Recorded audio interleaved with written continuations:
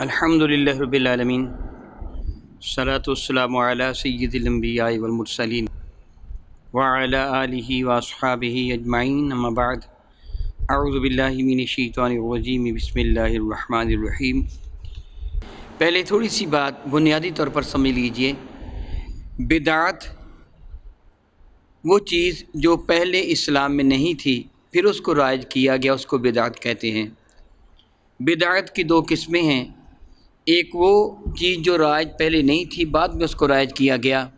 اور وہ چیز ثواب کی چیز ہو تو اس پر عمل کرنے والے کو بھی اجر ملے گا اور ایجاد کرنے والے کو بھی اجر ملے گا۔ جس طرح یہ کتاب صحیح مسلم ہے اور یہ دارالسلام ریاض سے شائع شدہ ہے،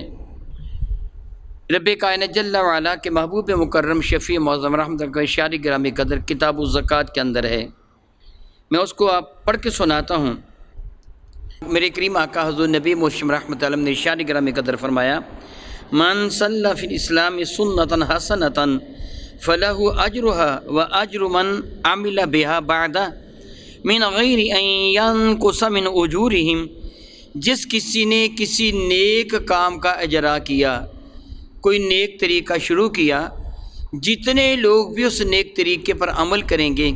ان سب کے برابر اس شخص کو ثواب ملے گا جس سے نیک کام کی ابتدا کی تھی، اور بعد میں جتنے لوگوں نے کام کیا ان کے اجر میں کوئی بھی کمی نہ ہوگی، اور یہ اجر اس کو بھی ملے گا جس سے ابتدا کی تھی۔ یہ حدیث مبارکہ کتاب العلم کے اندر بھی موجود ہے، وہاں بھی یہی الفاظ ہیں۔ میرے کریم آقا ارشاد فرماتے صلی اللہ علیہ وسلم، من سن فی الاسلام سنۃ حسنۃ فعمل بها بعدہ کتب له مثل اجر من عمل بها ولا ينقص من اجورهم شيء، ومن سن فی الاسلام سنۃ سیئۃ فعمل بها بعدہ کتب علیہ مثل وزر من عمل بها ولا ينقص من اوزارهم شيء۔ میری کریم آقا کے ارشاد گرامی قدر کا مفہوم بنتا ہے، جس سے کوئی نیک کام ایجاد کیا، کسی نیک کام کی ابتدا کی، اس کے بعد جتنے لوگوں نے اس نیک کام پر عمل کیا ان سب کے برابر اس پہلے کو ثواب ملے گا، اور بعد والوں کے ثواب میں کوئی بھی کمی نہیں ہوگی۔ اسی طرح جس سے برے کام کی ایجاد کی، جتنے لوگوں نے بعد میں اس کام پر عمل کیا ان کو جو گناہ ہوگا اس کا گناہ اس کے برابر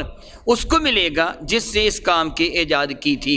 یعنی نیا کام جو شروع کیا جاتا ہے، دیکھا یہ جائے گا یہ کام جائز ہے یا ناجائز ہے۔ اگر جائز ہوگا تو عمل کرنے والے جتنے بھی بعد میں عمل کریں گے ان سب کے برابر اس کام کے شروع کرنے والے کو اللہ تعالیٰ جل وعلا ثواب عطا فرمائے گا۔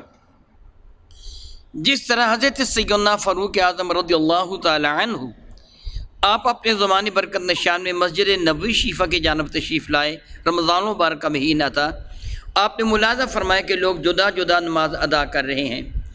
یعنی نماز تراویح جس کو ہم کہتے ہیں، یہ صلاۃ اللیل ہے جو رمضان المبارک کے مہینہ میں ادا کی جاتی ہے۔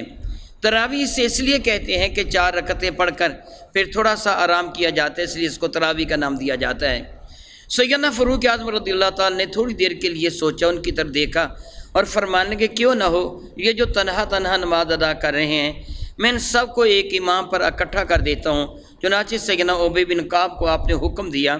بھائی کل تم انہیں نماز پڑھانا، تم بحیثیت امام ان کو نماز پڑھاؤ گے، باقی سارے مقتدی بن کر آپ کے اقتداء میں نماز ادا کریں گے۔ اور یہ عمل جو با جماعت نماز تراویح کا ادا کرنا نہ میرے نبی نے فرمایا تھا، نہ صدیق اکبر نے فرمایا تھا، نہ فاروق اعظم نے اپنے ابتدائی دور میں فرمایا۔ ایک دن جس طرح میں ابھی بیان کر چکا ہوں، آپ نے مسجد نبی شریفہ کی جانب تشریف لائے تو تشریف ملاحظہ فرمایا کہ لوگ الگ الگ نماز پڑھتے ہیں۔ آپ نے حکم دیا کل کو یہ نماز با جماعت ادا کی جائے۔ چنانچہ اگلے دن حضرت سیدنا فاروق اعظم رضی اللہ تعالیٰ عنہ مسجد نبی شریفہ کی جانب تشریف لائے، یہ ملاحظہ فرمانے کے لیے کہ کل جو میں نے ان کو صلاح دی تھی، مشورہ دیا تھا کہ اس پر عمل کر رہے ہیں۔ چنانچہ آپ نے دیکھا کہ سیدنا ابی بن کعب رضی اللہ تعالیٰ عنہ وہ نماز پڑھا رہے ہیں، باقی سارے لوگ ان کے پیچھے باجماعت نماز ادا کر رہے ہیں۔ سیدنا فاروق اعظم نے اس عمل کو دیکھا، فرمانے کہ نعم البدعۃ ھذہ، الفاظ سنیے، نعم البدعۃ ھذہ، یہ بہترین بدعت ہے، یہ جو نیا کام میں نے شروع کیا یہ بہت اچھا کام ہے۔ حضرت فاروق اعظم نے اس عمل کو بدعتی قرار دیا، اس بنا پر یہ عمل حضور نے نہیں فرمایا تھا، با جماعت ادا حضور نے نماز تراویح نہیں فرمائی تھی، صدیق اکبر نے بھی اپنے دور خلافت میں با جماعت نماز تراویح نہیں پڑھی ہے، سیدنا فاروق اعظم بھی نہیں پڑھا رہے تھے نہ پڑھ رہے تھے، بلکہ آپ تو گلیوں میں گشت فرما رہے تھے، مسلمانوں کے حالات کا جائزہ لینے کے لیے آپ مسجد کی جانب تشریف لائے، ایک عمل ہوتے ہوئے دیکھا، با جماعت نماز ادا کرنے کو حکم دیا، فاروق اعظم نے خود جماعتیں کروائیں، جماعت ابی بن کعب کر رہے تھے، شروع حضرت عمر نے کروائی تھی، اس لیے فرمایا نعم البدعۃ ھذہ، یہ بدعت یعنی نیا کام جو میں نے شروع کروایا ہے یہ بہترین کام ہے، اور اس پر اللہ تعالیٰ جل وعلا ان کو اجر عطا فرماتے ہیں۔ قیامت تک جتنے لوگ بھی باجماعت نماز تراویح ادا کریں گے، میرے کریم آقا رسول عربی کے حدیث مبارکہ کے مطابق جو ابھی آپ نے یہ صحیح مسلم شریف کے حوالہ سے سنی ہے، قیامت تک جتنے لوگ نماز تراویح باجماعت ادا کریں گے، اللہ کی رحمت اس امید ہے کہ انشاءاللہ تعالیٰ اس کا ثواب سیدنا فاروق اعظم کو بھی ملے گا۔ بعض لوگ یہ کہتے ہیں کہ بدعت کی تعریف سنی لوگ غلط کرتے ہیں، بدعت صرف اس بات کو کہا جاتا ہے جو دین میں اضافہ کیا جائے، جو دنیاوی طور پر اضافہ ہے کہ جو پہلے چیزیں نہیں پائی جاتی تھی آج وہ پائی جاتی ہیں، یہ لغوی اعتبار سے تو بدعت ہیں، مگر ان بدعتوں کو ان میں شامل نہیں کیا جائے گا۔ بتائیے نماز تراویح دینی کام ہے کہ نہیں ہے؟ اور پھر دیکھیے حضرت سیدنا عثمان غنی رضی اللہ عنہ کے زمانے اطہر تک یہ جمعے کی جو پہلی اذان دی جاتی یہ نہیں دی جاتی تھی، حالانکہ اذان کا دینا اسلام کا ایک اہم ترین حصہ ہے۔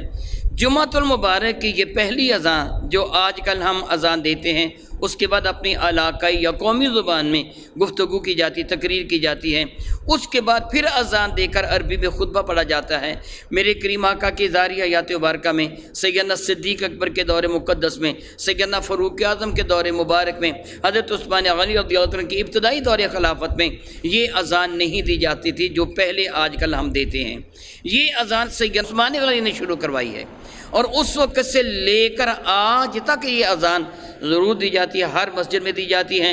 کوئی سنی ہو یعنی شیعہ نہ ہو، سنی مسلک سے تعلق رکھنے والا ہو، وہ اپنے آپ کو سنی کہلواتا ہو،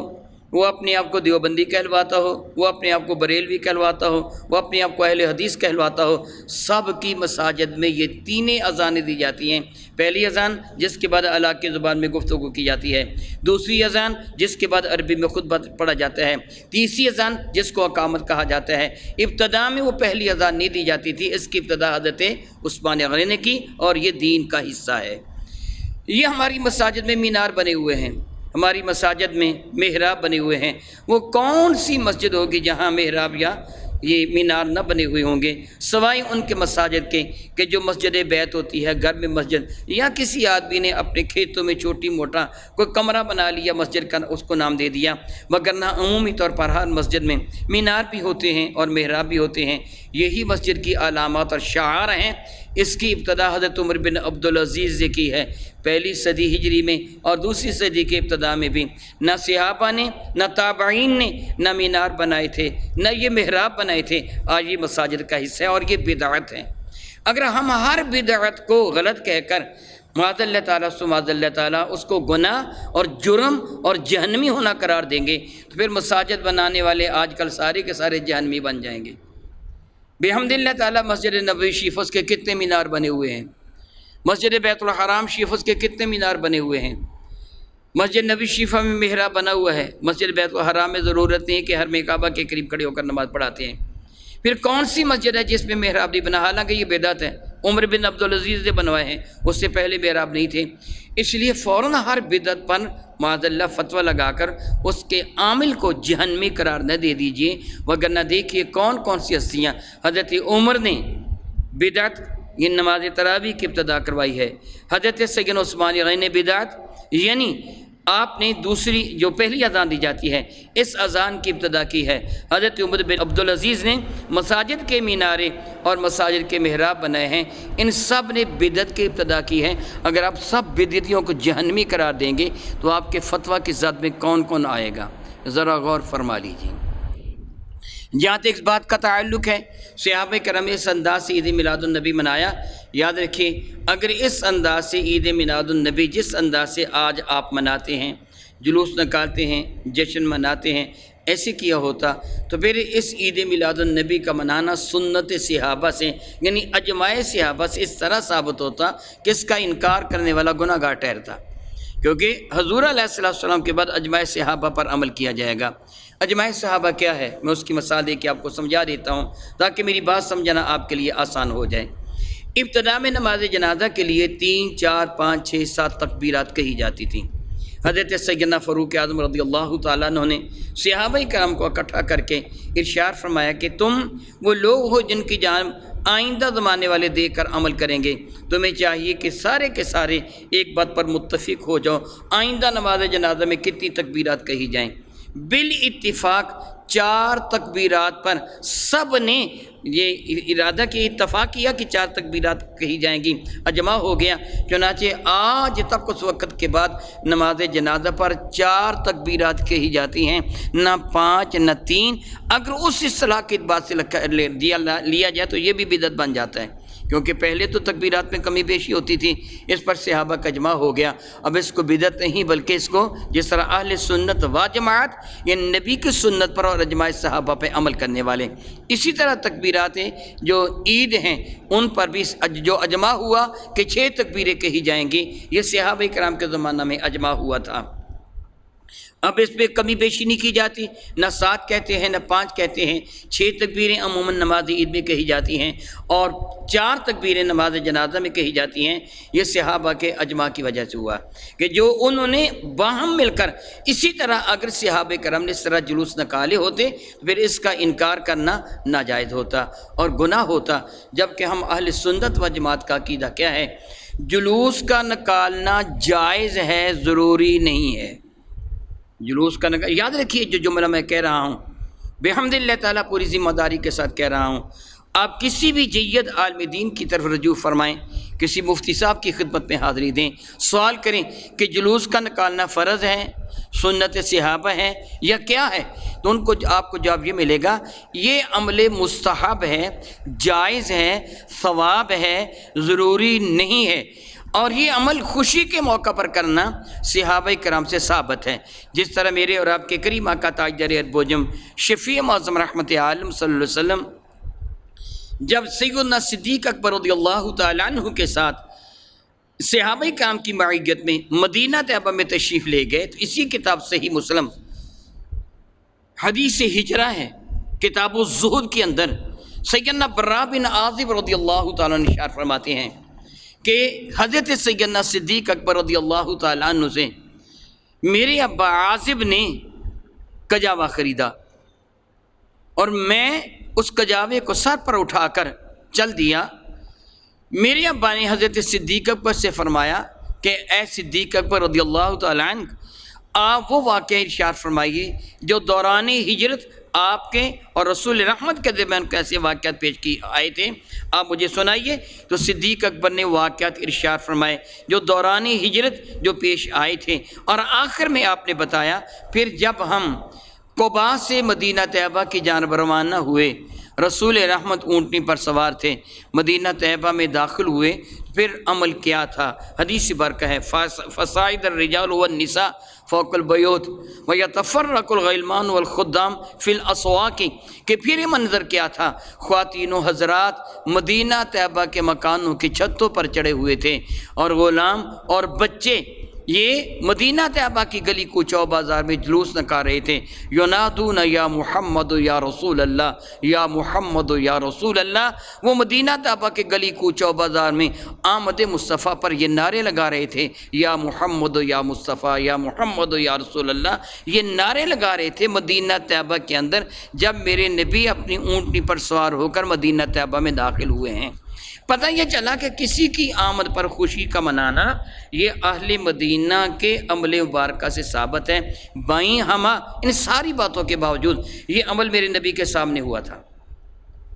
صحیح مسلم شریف کے اندر یہ حدیث مبارکہ موجود ہے،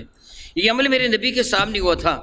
کوئی بھی بڑے سے بڑا محدث و فقیہ ثابت نہیں کر سکتا کہ میرے نبی نے منع فرمایا ہوئے تم گلی کوچہ بازار میں کیا یا محمد و یا رسول اللہ کے نعرے لگا رہے ہو، خبردار آئندہ نہ کرنا۔ وہ کام جو میرے نبی کے سامنے کیا جائے اور میرے نبی اس سے منع نہ فرمائے اسے حدیث تقریری کہتے ہیں۔ رسول رحمت نے اس کی تائید فرمائی اور عمل جائز بلکہ سنت سے ثابت ہو جاتا ہے۔ اس کے باوجود بھی ہم یہ زور نہیں دیتے کہ عید میلاد النبی کا جلوس سنت ہی ہے، اس کو ضرور اپنایا جائے، کیونکہ بعد میں صحابہ کرام نے ہر سال ایسے نہیں کیا۔ اس بنا پر ہم اسے سنت تو قرار نہیں دیتے، البتہ کہتے ہیں عمل ثواب کا ہے، نیکی کا کام ہے، اس کا کرنا ثواب ہے، لیکن جلوس میں نہ شامل ہونے والے پر کوئی گناہ لازم نہیں آتا۔ اگر کوئی آدمی جلوس میں نہیں جاتا تو کوئی گناہ نہیں ہے، لیکن اگر کوئی جلوس میں جاتا ہے تو وہ ایک اچھا عمل کرتا ہے، خوشی کا اظہار کرتا ہے، اور یہ خوشی کا اظہار کرنا میرا اللہ ارشاد گرامی قدر فرماتا ہے، محبوب مکرم علیہ السلام ان کو فرما دیجئے، سورہ یونس شریفہ میں ہے، اللہ تعالیٰ فرماتا ہے کل بفضل اللہ وبرحمتہ فبذلک فلیفرحوا ھو خیر مما یجمعون۔ اے محبوب مکرم ان کو فرما دیجئے کہ جب تم پہ اللہ تعالیٰ کا فضل ہو، اللہ تعالیٰ کی رحمتوں کا نزول ہو، فلیفرحوا فرحتیں منایا کرو، خوشیاں منایا کرو، ھو خیر مما یجمعون، اور یہ بات تمہارے لیے بہتر ہوگی اور سب کچھ سے جو کچھ بھی تم جمع کرتے ہو۔ یعنی اللہ تعالیٰ کی نعمت کے ملنے پر خوشی کا اظہار کرنا یہ اللہ تعالیٰ جل وعلا کا حکم ہے۔ البتہ خوشی اس انداز سے نہیں منائیں گے جس میں گناہ کا عنصر شامل ہو، مثلا ڈھول باجے بجانا، ناچ گانا کرنا، اچھل کود کرنا، غلط حرکتیں کرنا، یہ حرام ہے۔ صحیح طریقے سے خوشی منانا، نعتیں پڑھنا، درود پاک پڑھنا، اللہ تعالیٰ کا اس کے رسول کا ذکر کرنا، یہ چیزیں جائز ہوگی، مستحسن اور ثواب ہوگا۔ یہاں تک اس بات کا تعلق ہے کہ اس کو روزے عید کہا جاتا ہے۔ میرے اور آپ کے کریمہ کا تاجر اربجم شفیع معظم رحمت اللہ کی خدمت فیض درجت میں صحابہ نے حاضر ہو کر ایک سوال کیا کہ یا رسول اللہ علیہ السلام یہ جو دنوں کے نام رکھے گئے ہیں یا رسول اللہ اس کے بارے میں ارشاد فرمائیے۔ ہم کہتے ہیں یوم الاحد، یوم الاثنین، یوم الثلاثہ، یوم الاربعہ، یوم الخمس۔ یوم الاحد اتوار کے دن کو کہتے ہیں، پہلا دن۔ یوم الاثنین یا اثنین یہ پیر کے دن کو کہتے ہیں، یعنی دوسرا دن۔ یوم الثلاثہ یا طلاثہ، آج کل وہ ثلاثہ کے بجائے تا بولتے ہیں، طلاثہ کہتے ہیں۔ یوم طلاثہ یہ منگل کو کہتے ہیں۔ یوم الاربعہ یہ بدھ کو کہتے ہیں۔ اس کے آگے یوم الخمیس پانچواں دن، یہ جمعرات کو کہتے ہیں۔ تو چھٹے دن کو یوم السادس کہنے کی بجائے یوم الجمعہ کہتے ہیں۔ یا رسول اس کو یوم الجمعہ کیوں کہتے ہیں؟ پھر اگلے دن ہفتے کو یوم السبت کہتے ہیں، آرام کرنے کا دن۔ یا رسول اللہ یہ یوم الجمعہ کیوں کہتے ہیں؟ پہلا دن، دوسرا دن، تیسرا دن، چوتھا، پانچواں دن، اس کو چھٹا دن کہنا چاہیے تھا، اس کو یوم الجمعہ کیوں کہتے ہیں؟ میرے اور آپ کے کریم آقا حضور نبی محتشم رحمت عالم صلی اللہ علیہ وسلم نے اشارے گرامی قدر فرمایا، دراصل بات یہ ہے کہ جمعہ کے دن تمہارے جد امجد حضرت آدم کی مٹی کو جمع کیا گیا تھا، اس لیے اس دن کا نام یوم الجمعہ رکھ دیا گیا ہے۔ اللہ اکبر، اللہ اکبر۔ قیامت تک بار بار تو مٹی جمع نہیں کی جا رہی نا۔ بعض لوگ یہ کہتے ہیں کہ میلاد تو ایک مرتبہ ہوا اور تم ہر سال ہی مناتے ہو۔ بھئی ہر سال تو آدم کی مٹی کو بلکہ ہر 8ویں دن تو جمع نہیں کیا جاتا، بلکہ وہ تو پہلے جمع کی گئی تھی، بالکل ابتدا میں جب آدم کی تخلیق ہوئی تھی، مگر وہ دن آج تک یوم الجمعہ آدم کی مٹی کے جمع کرنے کا دن آج تک آ جاتا ہے۔ میرے اور آپ کے کریم آقا تاجر اربجم شفیع معظم رحمت عالم کے ارشاد گرامی قدر 12 ربیع الاول کو تو حضور کے رحلت مبارکہ بھی ہے تو تم یوم عید مناتے ہو۔ میرے نبی نے فرمایا جمعہ کے دن حضرت آدم علیہ السلام کی مٹی کا خمیر جمع کیا گیا تھا، اسی دن نفخہ ہوگا، یعنی سور پھونکا جائے گا، مرنے کا دن ہے، یہی دن زندہ ہونے کا دن ہوگا، اور آدم علیہ السلام کی وفات بھی اسی دن ہوئی تھی، ان کو زمین پر بھی اسی دن اتارا گیا تھا۔ گویا آدم کی وفات نہیں مناتے، یوم الجمعہ آدم کی ولادت کا دن منایا جاتا ہے،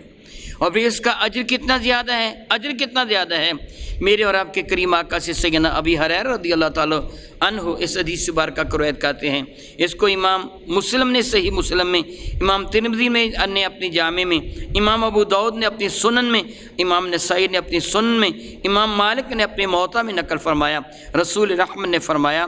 دنوں میں بہترین دن وہ ہے جس دن سورج نکلا، وہ دن یوم الجمعہ کا دن ہے۔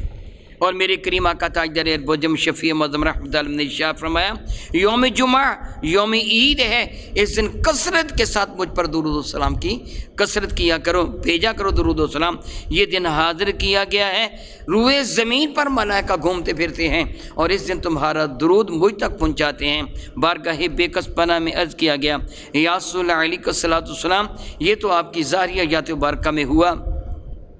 اے اللہ کے نبی علیہ السلام جب آپ دنیا سے تشریف لے جائیں گے تو کیا پھر بھی درود و سلام آپ کو بھیجا جائے گا؟ تو میرے کریم آقا نے جواب کیا دیا، ان اللہ حرم علی الارض اجساد الانبیاء، اللہ نے تو زمین پر نبیوں کے جسموں کو حرام قرار دے دیا ہے،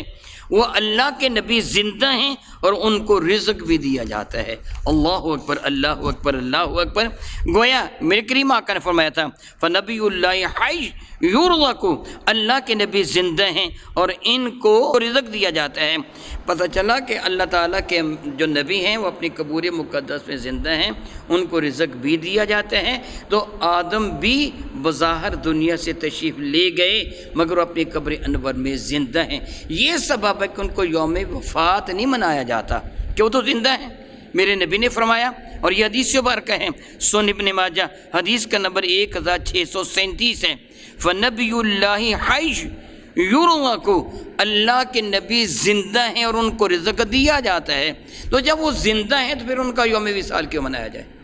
وہ ایک آن کے لیے ہماری نگاہ سے اوجھل ہوئے پھر تشریف لے گئے، اللہ کے حضور وہ زندہ ہیں۔ یہ سبب ہے کہ ان کا یوم وصال نہیں منایا جاتا، یوم ولادت منایا جاتا ہے۔ اور ہم حضرت آدم کا یوم ولادت ہر 8ویں دن مناتے ہیں، تو میرے نبی کا یوم ولادت اگر سال کے بعد منا لیا گیا تو اس میں کون سا حرج ہے؟ لیکن جس طرح میں پہلے کہہ چکا ہوں پھر دوہرا رہا ہوں،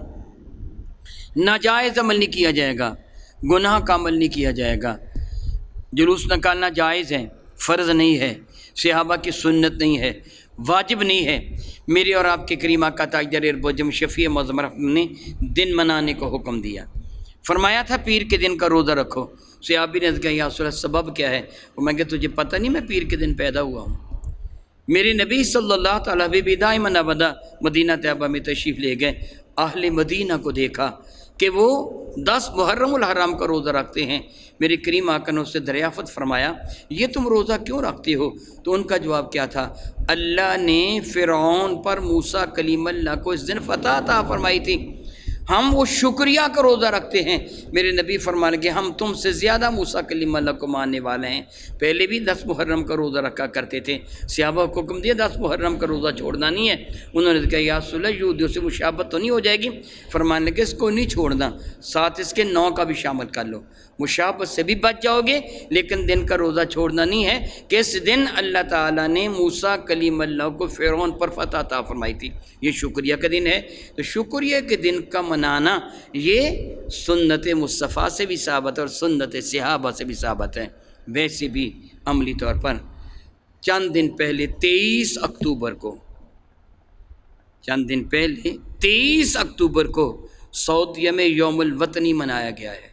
اور ہر سال منایا جاتا ہے۔ بنگڑے ڈھالے جاتے ہیں، شہروں کو دلہنوں کی طرح سجایا جاتا ہے، جھنڈے لگائے جاتے ہیں، جھنڈیاں لگائی جاتی ہیں، ناچ کی محفل سجتی ہے، عربی گانے گائے جاتے ہیں۔ اگر آپ نے سرچ کرنا ہو تو مجھے چھوڑیے، سعودی نیشنل ڈے آپ سرچ کریں گوگل پر، آپ کے سامنے وہ ساری ویڈیو کھل جائیں گی اور آپ کو ناچتے ہوئے انسان بھی اور ناچتے ہوئے اونٹ اور گھوڑے بھی نظر آئیں گے جو سعودیہ کے قومی دن پر ناچ رہے ہوں گے۔ عجب بات ہے کہ کیا سعودیہ پر قبضے کا وہ قومی دن منانا تو جائز ہو مگر رسول رحمت کی ولادت کا دن منانا جائز نہ ہو؟ جہاں تک اس بات کا تعلق ہے صحابہ نے نہیں منایا تو صحابہ نے اس انداز سے شادی بھی نہیں کی جس طرح آپ کرتے ہیں۔ سیدنا جابر بن عبداللہ بارگاہ رسالت باب میں حاضر تو خوشبو لگا رکھی تھی، میرے نبی فرمانے جابر تم نے خوشبو لگا رکھی ہے؟ جابر بن عبداللہ خیریت ہے؟ تو عرض کیا یا رسول اللہ میں نے شادی کی ہے۔ اللہ اکبر، شادی کی مدینہ طیبہ میں اور حضور کو خبر تک نہ تھی۔ کوئی بندہ یہ ثابت کر سکتا ہے رسول رحمت نے اپنی شہزادیوں کی شادی فرمائی ہے، صحابہ کرام نے اپنی بیٹیوں کی شادی فرمائی ہے، مروجہ طریقہ کے تحت کوئی منگنی کی گئی ہو، دن لیے گئے ہوں، بارات لے کر اس طرح گئے ہوں، کسی میرج حال میں اہتمام کیا گیا ہو، یا کوئی اس طرح کے فنکشنز کیے گئے ہوں، استقبال کیا گیا ہو بارات کا، ان کو پھولوں کی مالائیں پہنائی گئی ہوں وغیرہ وغیرہ، ان پر پھولوں کی پتیاں پھینکی گئی ہوں، کسی جگہ ان کے لیے اہتمام کئی سو ڈشوں کا کیا گیا ہو، کوئی بندہ ثابت کر دے عجب بات ہے، اپنے بیٹے کی خوشی مناتے ہو، اپنی بیٹی کی خوشی مناتے ہو، ان کی ولادت پر معلوم نہیں کیا سے کیا کچھ کرتے ہو، اگر نبی کی ولادت کی خوشی منانی ہے تو حرج کیا ہے؟ پھر ہم نہ منانے والوں پر کفر کا فتویٰ نہیں لگاتے، یہ تو محبت کی بات ہے، جس کا جی چاہے منائے، جس کا جی چاہے نہ منائے، یہ اظہار محبت ہے۔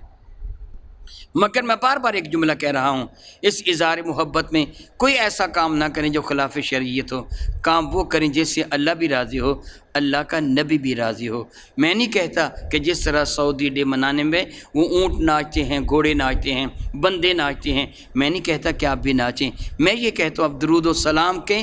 گجرے، درود و سلام کے تحفے، درود و سلام کے پھولوں کے ہار بارگاہ رسالت باب میں پیش کریں، اللہ کا ذکر کریں، اللہ کے نبی کا ذکر کریں، باوضو جلوس میں شامل ہوں، اور اللہ تعالیٰ اور اس کے رسول کا ذکر کرتے ہوئے جلوس کو حسن اختتام تک لے جائیں، وہاں بیٹھیں، واعظ و نصیحت کی محفل ہو، اور پھر اپنے اپنے گھروں کو آ جائیں، صدقات و خیرات کریں، اللہ کو راضی کرنے کی کوشش کریں کہ میرا اللہ فرماتا ہے قل بفضل اللہ وبرحمتہ